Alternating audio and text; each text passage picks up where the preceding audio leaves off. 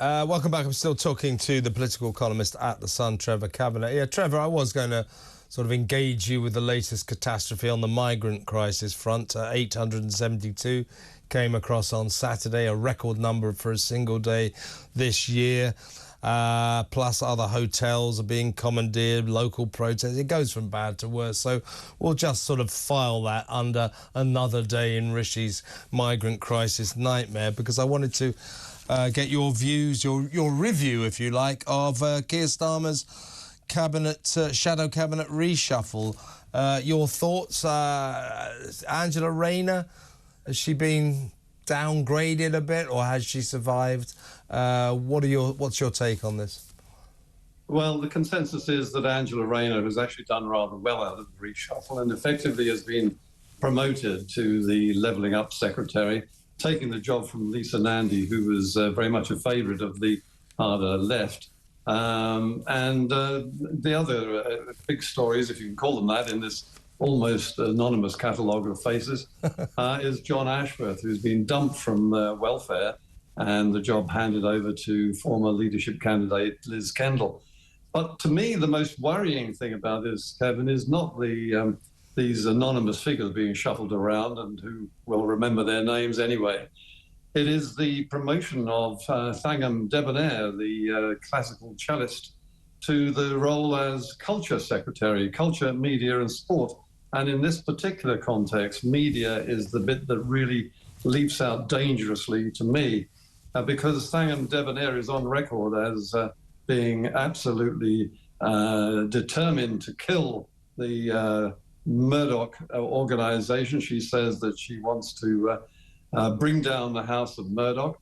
But also she is one of those members of Parliament on the Labour front who want to bring in Leveson 2, which is basically anti-freedom of the press, and indeed Section 40 of the Crime and Courts Act, which would make newspapers liable to the costs of both themselves and any applicants, mischievous or otherwise, guilty or innocent, who takes any action to drag a newspaper through the courts. That would destroy some newspapers, especially, I think, local newspapers, who simply cannot afford to defend themselves.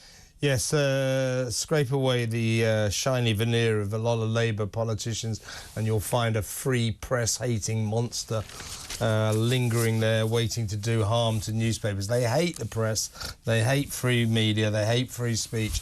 That's the nature of being left-wing. What about this kind of reversion, if you like, to a kind of Blairite lineup? We've got Hilary Benn is back, Pat McFadden, a lot of Liz Kendall. Very much all our yesterdays. I still feel you get these spirited rebuttals every time you say Tony Blair is whispering into Keir Starmer's ear. No, Keir's his own man.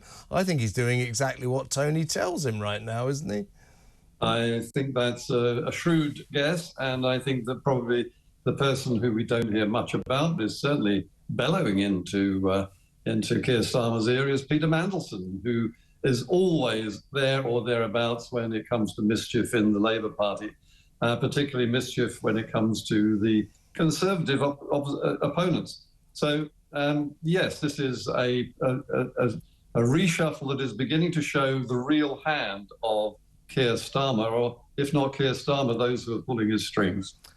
Do you trust Keir Starmer? I mean, he's trying to sell us a picture of a moderate man or run a kind of centrist Blairite type regime, which, you know, I wouldn't recoil too much from. I mean, I didn't like Blair much, but he's better than some Labour people. I mean, you could trust Blair to be basically moderate. Can we trust Starmer? I'm not so sure. Well, frankly, you could almost look back with nostalgia on the Blair years now, having looked at what's transpired since.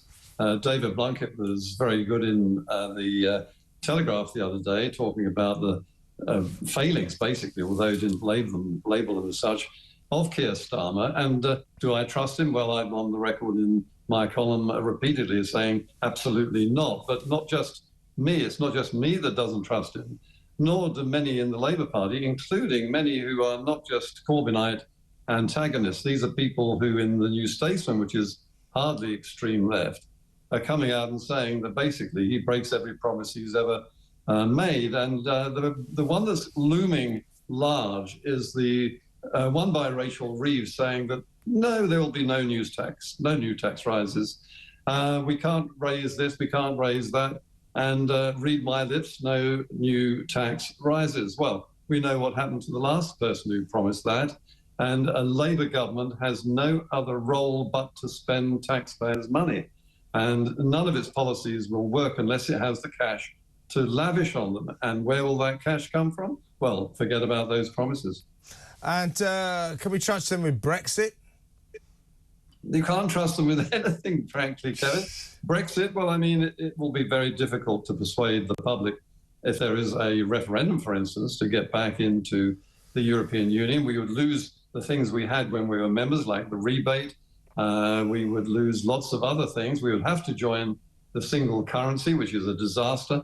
But there are all sorts of other ways to skin a cat, and we could be edged back into the European Union embrace by other means, and we would basically follow certainly the free movement of people.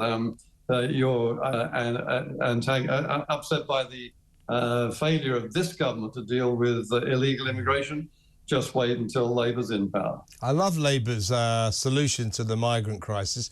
Just set up more legal routes. No, Keir, we don't want legal routes. We don't want more of them coming over. We don't want to take illegal people and say, you are now legal. That is not a solution. So I totally agree that he's not to be trusted with Brexit and not to be trusted with the migrant crisis. But just before you go, Trevor, let's reflect on another terrible weekend for Rishi Sunak on that front, because on Saturday the record number in a single day crossed the channel in illegal vessels. They all came across illegally, 872. I suspect that it'll get worse this week because the weather is very calm, so they come across when the mill pond conditions prevail. You know, we're getting stories today of all these hotels that are still being commandeered, local populations up in arms. I mean, I know we say this every time, but this is absolutely out of control, isn't it? Well, we've seen what happens when the public finally get absolutely sick to the back teeth with bad government or council policies, with the protest over the ULEZ extension. And I think we're getting to the boiling point now with the failure of this government and indeed the previous governments and indeed the next government, if it's Labour, to do anything whatsoever to stop this flood of illegal people who arrive by criminal methods and are actually criminals the moment they set foot on our beaches because they've broken the law. They have arrived illegally. And they're taking up spaces and demanding rights which are costing this country tens of hundreds of millions of pounds, indeed billions over a period of time, which is also stopping local people getting homes and accommodation in areas where migrants take their place. This cannot hold, can it? I mean, eventually, somewhere along the line, there's going to be a real rebellion against this. Indeed, Trevor. It's not good, but it is always good to talk to you. Thank you so much for your time. Trevor Kavanagh there, political columnist at The Sun. Breaking news.